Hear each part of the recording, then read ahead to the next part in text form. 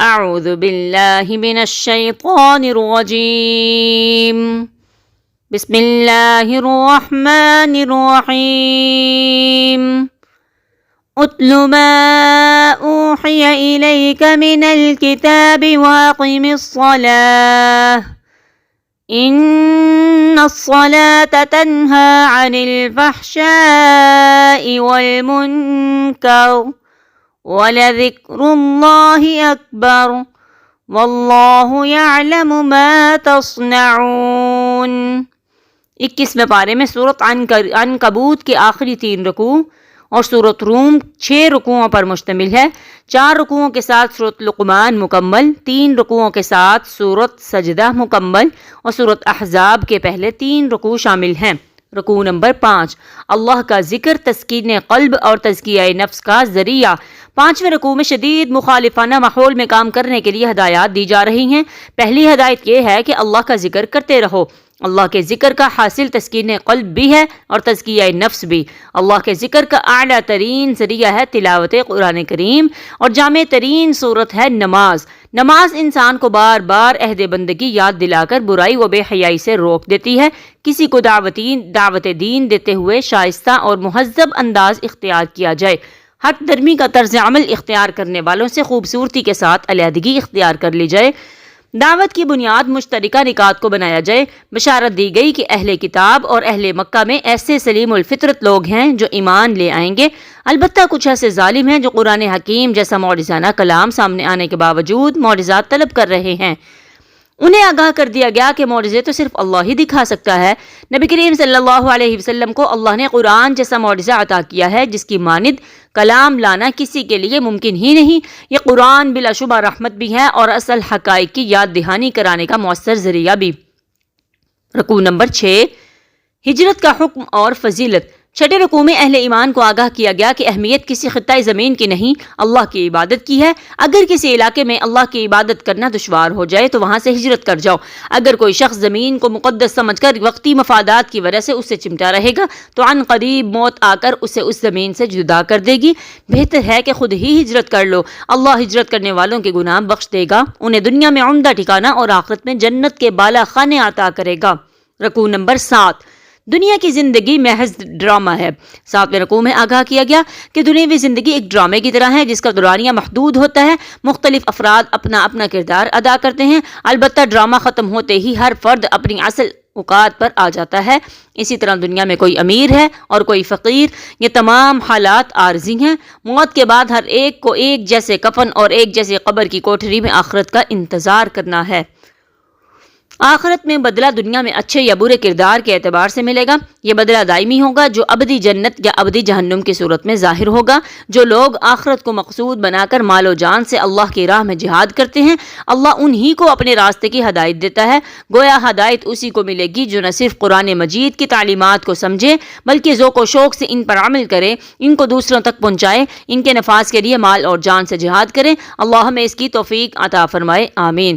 سورۃ روم، اللہ کی نعمتوں اور قدرتوں کا بیان۔ رکوع نمبر 1، مسلمانوں کے لیے خوشخبری۔ پہلے رکوع میں بیان کیا گیا کہ سرزمین فلسطین میں آتش پرست ایرانیوں نے اہل کتاب رومیوں کو شکست سے دوچار کر دیا۔ آتش پرست مشرکوں کی کامیابی پر مشرکین مکہ خوش اور مسلمان غمگین ہیں۔ مسلمانوں کو بشارت دی گئی کہ چند ہی سالوں میں رومیوں کو فتح حاصل ہوگی۔ یہ فتح ایک ایسے روز حاصل ہوگی جس روز مسلمان بھی اللہ کی مدد کے سہارے کامیابی پر خوشی منا رہے ہوں گے۔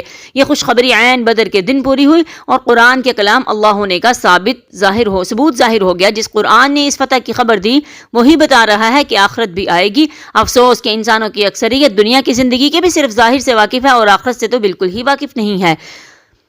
اگر لوگ غور کریں تو ان کے وجود میں ضمیر آخرت کے آنے پر دلیل ہے۔ وہ ہر نیکی پر تسکین اور ہر برائی پر خلش پیدا کر کے ثابت کرتا ہے کہ نیکی کا اچھا بدلہ اور بدلی کا برا بدلہ مل کر رہے گا۔ رکوع نمبر 2، روز قیامت کیا ہوگا۔ دوسرے رکوع میں بتایا گیا کہ روز قیامت تمام انسان اپنے اپنے اعمال کے اعتبار سے دو گروہوں میں تقسیم ہو جائیں گے۔ نیک انسانوں کا مقام جنت ہوگا جہاں ان کی بھرپور مہمان نوازی ہوگی۔ مجرم لوگ عذاب میں گرفتار شدید مایوسی سے دوچار ہوں گے۔ کوئی من گھڑت معبود ان کی سفارش نہیں کرے گا بلکہ وہ خود بھی اپنے خود ساختہ معبودوں سے اعلان بیزاری کریں گے۔ مسلمانوں کو تلقین کی گئی کہ وہ صبح و شام اور دن اور رات اس اللہ کی تسبیح حمد و کریں جو مردہ کو زندہ کرتا ہے اور زندہ کو موت دیتا ہے۔ اس کا مردہ زمین کو زندہ کرنا ظاہر کرتا ہے کہ وہ انسانوں کو بھی مرنے کے بعد دوبارہ زندہ کرنے پر قادر ہے۔ رکوع نمبر 3، اللہ کی بے مثال قدرتیں اور رحمتیں۔ تیسرے رکوع میں اللہ کی کئی قدرتوں اور رحمتوں کا ذکر ہے۔ اللہ نے مٹی سے کروڑوں انسان تخلیق کیے جو پوری زمین پر پھیلے ہوئے ہیں۔ بیوی کو شوہر کے لیے تسکین بخش نعمت بنایا۔ ان آسمانوں اور زمین کی تخلیق اللہ کی عظیم قدرت کا عظیم شاہکار ہے۔ بے شمار انسانی بولیاں قدرت خداوندی کا حیران کن مظہر ہیں۔ مختلف رنگوں میں مخلوقات کی تخلیق اللہ کی حسین کاریگری کا نمونہ ہے۔ رات اور اس میں میٹھی نیند اللہ کے کرم کی فرحت بخش نشانی ہے۔ دن کا اجالا اور اس میں مختلف سرگرمیوں کے لیے بھاگ دوڑ اللہ کی رحمت ہی سے ممکن ہے۔ آسمانوں سے برستی ہوئی موسلا دھار بارش اللہ کی حیات بخش نعمت ہے۔ بارش سے مردہ زمین کا زندہ ہونا اور طرح طرح کی نباتات کا پیدا ہونا اللہ کی قدرت کے عظیم خزانوں کا عکس ہے۔ آسمانوں اور زمین کا ایک توازن کے ساتھ قائم رہنا اللہ کا کتنا بڑا انعام ہے۔ اللہ کے اقتدار کا یہ علم ہے کہ اس کے ایک حکم سے تمام انسان قبروں سے نکل کر اس کی بارگاہ میں جمع ہو جائیں گے۔ کائنات کی ہر شے اسی کے حکم سے اپنا کردار ادا کر رہی ہے۔ بلا شبہ اللہ کی شان سب سے اونچی اور قائم و دائم رہنے والی ہے۔ رکوع نمبر 4، فطرت کی پکار، اللہ کی مکمل اطاعت۔ چوتھے رکوع میں آگاہ کیا گیا کہ انسان کی فطرت میں اللہ کی معرفت، اس سے لو لگانے کی خواہش اور صرف اسی کی اطاعت کرنے کا جذبہ رکھ دیا گیا ہے۔ انسان کے باطن میں برائی کرنے سے خلش پیدا ہوتی ہے اور نیکی کرنے سے خوشی کی لہر اٹھتی ہے۔ ہمیں چاہیے کہ فطرت کی پکار کے مطابق اللہ کی ہر نافرمانی سے بچیں۔ کچھ باتوں میں اللہ کی اطاعت کرنے والے اور کچھ میں نافرمانی کرنے والے در حقیقت مشرک ہیں۔ ان کا معبود صرف اللہ نہیں بلکہ نفس بھی ہے۔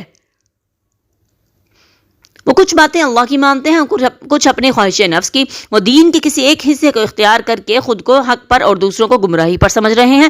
اللہ ہمیں پورے کے پورے دین پر عمل کی توفیق عطا فرمائے۔ رکوع نمبر 5، قوموں پر عذاب گناہوں کی وجہ سے آتا ہے۔ 5ویں رکوع میں خبردار کیا گیا کہ لوگوں پر عذاب ان کے گناہوں کی وجہ سے آتے ہیں۔ عذابوں کے ذریعے اللہ قوموں کو جھنجھوڑتا ہے تاکہ وہ اپنی روش پر توبہ کریں اور نیکی کی راہ اختیار کریں۔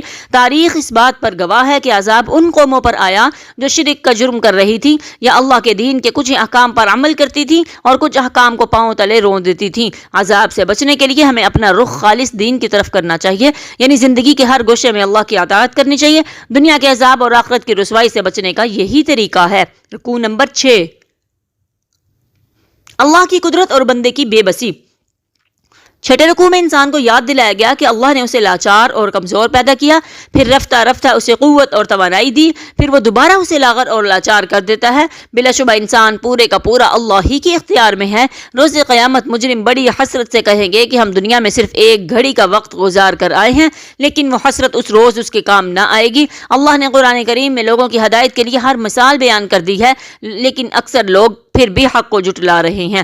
نبی کریم صلی اللہ علیہ وسلم کو خوشخبری دی گئی کہ ان قریب اللہ کا وعدہ پورا ہوگا اور حق کو غلبہ حاصل ہوگا۔ آپ صلی اللہ علیہ وسلم استقامت کے ساتھ حق پر ڈٹے رہیں اور ثابت کر دیں کہ کوئی دھمکی، کوئی تشدد، کوئی لالچ اور مصالحت کی کوئی پیشکش آپ صلی اللہ علیہ وسلم کو سیدھی راہ سے نہیں ہٹا سکتی۔ سورۃ لقمان، علم و حکمت کا خزانہ۔ رکوع نمبر 1، مفاد پرست عناصر کی سازش۔ پہلے رکوع میں بیان کیا گیا کہ قرآن کریم ان بندوں کے حق میں ہدایت و رحمت ہے جو نماز قائم کرتے ہیں، زکوٰۃ ادا کرتے ہیں اور آخرت میں جواب دہی کا پورا یقین رکھتے ہیں۔ بلا شبہ ایسے ہی لوگ روز قیامت سرخرو ہونے والے ہیں۔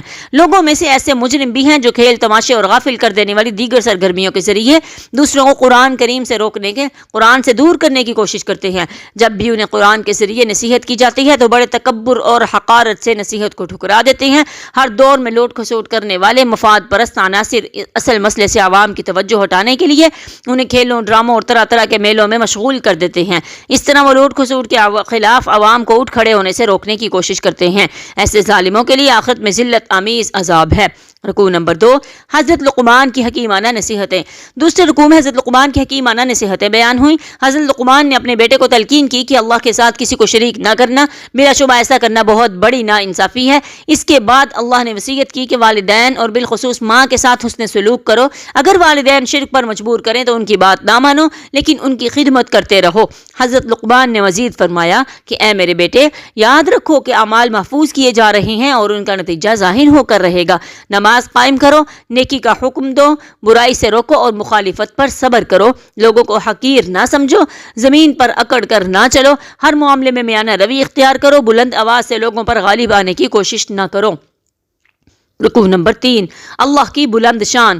تیسرے رکوع میں آگاہ کیا گیا کہ اللہ نے بندوں پر ظاہری و باطنی عنایات کی انتہا کر دی ہے، لیکن کچھ احسان فراموش اللہ کے احکامات پر آباء و اجداد کے عقائد اور رسومات کو ترجیح دیتے ہیں۔ اگر وہ باز نہ آئے تو سخت عذاب میں مبتلا کر دیے جائیں گے۔ جو نیک بندے اپنا سر تسلیم اللہ کے احکام کے سامنے خم کر چکے ہیں، وہ عن قریب لازوال نعمتوں سے فیض یاب ہوں گے۔ اللہ کی بلند شان کا تو یہ علم ہے کہ اگر زمین کے تمام درخت قلم بنا دیے جائیں اور زمین پر موجود سمندروں جیسے 7 سمندر سیاہی بنا دیے جائیں تو یہ قلم گھس جائیں گے، سیاہی ختم ہو جائے گی، لیکن اللہ کے کلمات کا بیان مکمل نہ ہوگا۔ تمام انسانوں کو دوبارہ زندہ کرنا اللہ کے لیے ایسا ہی ہے جیسے کسی انسان کو زندہ کرنا۔ رکوع نمبر 4، ڈرو یوم حساب سے۔ چوتھے رکوع میں حکم دیا گیا کہ ڈرو اس دن سے جب باپ بیٹے کے اور بیٹا باپ کے کام نہ آ سکے گا۔ اللہ کا یہ وعدہ سچا ہے، کہیں تمہیں دنیا کی زندگی غافل نہ کر دے، اس کی رعنائیوں میں نہ کھو جانا، کہیں شیطان تمہیں اللہ کے بارے میں دھوکے میں نہ ڈال دے کہ وہ غفور اور رحیم ہے اور تم اس کی رحمت کے سہارے گناہ پہ گناہ کیے جاؤ۔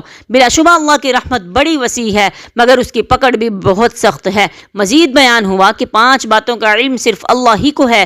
قیامت کب واقع ہوگی، بارش کب، کہاں اور کتنی نازل ہوگی، ماں کے رحم میں کیا ہے، یعنی لڑکا یا لڑکی، نیک یا بد، ذہین یا کند ذہن وغیرہ، کوئی انسان آنے والے روز کیا عمل کرے گا، کسی انسان کی موت کس جگہ واقع ہوگی، اللہ ہی سب کچھ جاننے والا اور باخبر ہے۔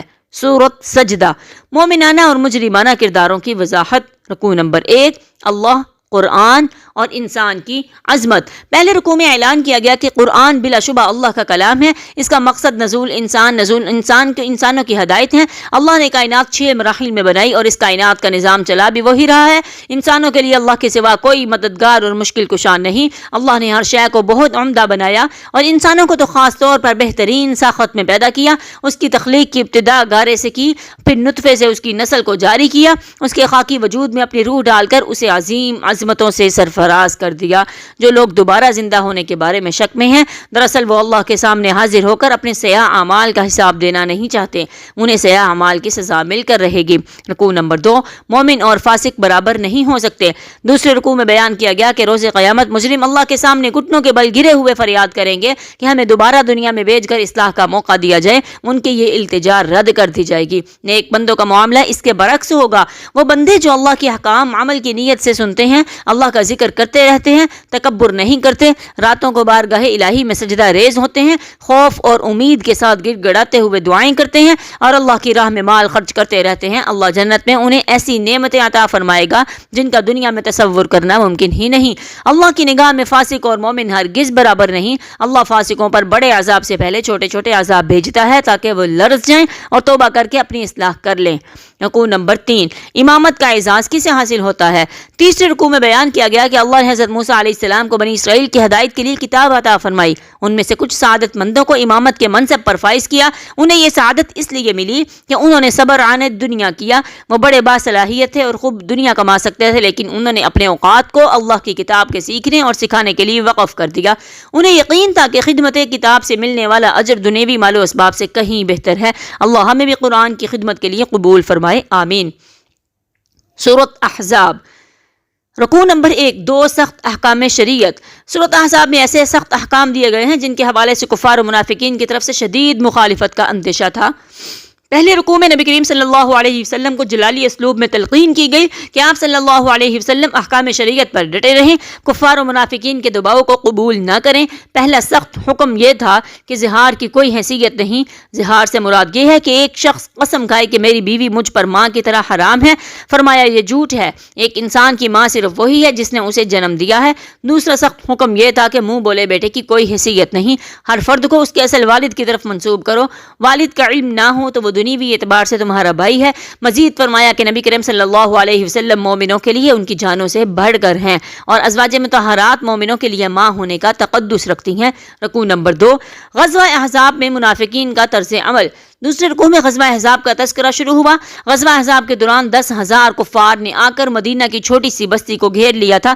محسوس ایسا ہوتا تھا کہ اب بستی والوں کا خاتمہ ہو جائے گا۔ اس صورتحال میں اہل مدینہ پر شدید خوف طاری ہو گیا۔ اس موقع پر منافقانہ طرز عمل بھی کھل کر سامنے آ گیا۔ منافقین نے کہا کہ ہم سے اللہ اور اس کے رسول صلی اللہ علیہ وسلم نے جھوٹا وعدہ کیا تھا، ہمیں روم، ایران اور یمن پر فتح کے خواب دکھائے گئے، جبکہ آج ہم رفع حاجت کے لیے گھر سے باہر نہیں جا سکتے۔ ان باتوں کا مقصد مسلمانوں کو مایوس کرنا اور ان کے حوصلے پست کرنا تھا۔ انہوں نے نہ صرف خود بزدلی دکھائی بلکہ دوسروں کو بھی محاذ جنگ پر جانے سے روکا۔ کیا گھروں میں رہ کر موت سے محفوظ ہو گئے؟ اللہ ہمیں منافقانہ طرز عمل سے محفوظ فرمائے، آمین۔ رکوع نمبر 3، غزوہ احزاب کے موقع پر مومنوں کا طرز عمل۔ تیسرے رکوع میں رہنمائی دی گئی کہ رسول اللہ صلی اللہ علیہ وسلم کی ذات بابرکت مومنوں کے لیے بہترین نمونہ ہے۔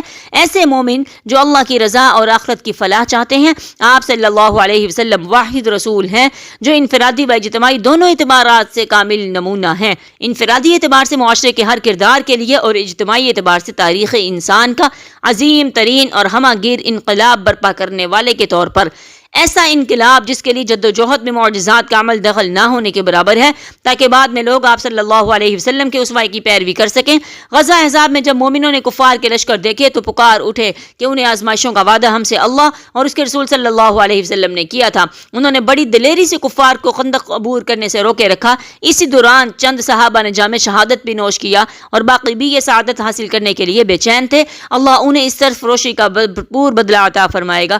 کفار کے لشکروں کو ذلت آمیز شکست ہوئی، وہ مایوسی اور حسرت کے ساتھ لوٹ گئے۔ یہود کے قبیلہ بنو قریظہ نے میثاق مدینہ کو توڑ کر کفار کے لشکروں سے گٹھ جوڑ کرنے کی کوشش کی تھی، وہ بھی بدترین ذلت سے دوچار ہوئے، کچھ قیدی بنے، کچھ قتل ہوئے اور ان کی تمام املاک غنیمت کے طور پر مسلمانوں کو مل گئیں۔